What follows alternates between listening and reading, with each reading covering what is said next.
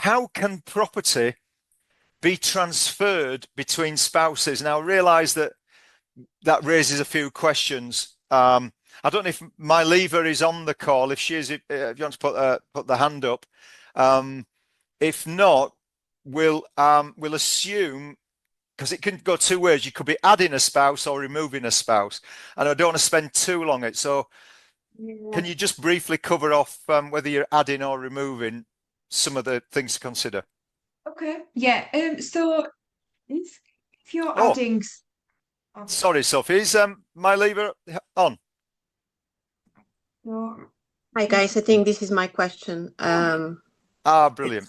For transferring properties. So yes, in that case, it's a removing rather than adding on. It's a removing.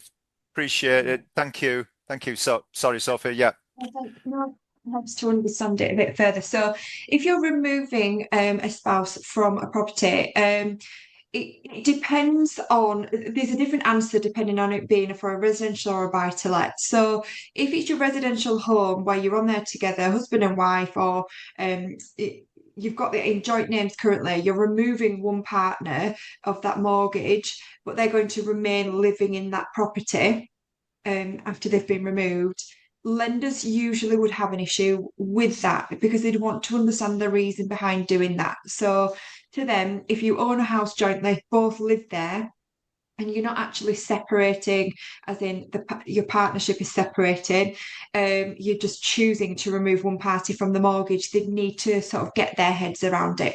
There's not a lot of sort of common sense with lending, which is quite painful. And so they're very quite skeptical, our lenders as well. So unless we have a really sort of reasonable explanation as to why somebody would give up their rights to that property but want to continue living in there, then they would want to understand that.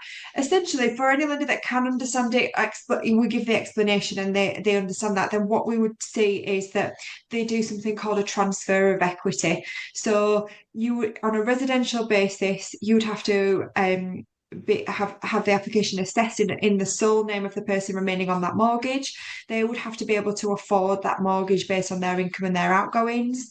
And if that all is fine and it fits and you've got that mortgage offered on that sole name at that point, then from a legal point of view, the solicitors would do a transfer of equity, which is essentially the 50% of the equity that was in the second partner's name that is now being removed is transferred to the first. Again, always have a conversation with your solicitor prior to starting anything like this. There are times where there would be stamp duty implications of receiving that other portion of the equity within that property. So understand that and any implications of that before you went down the route of starting that process.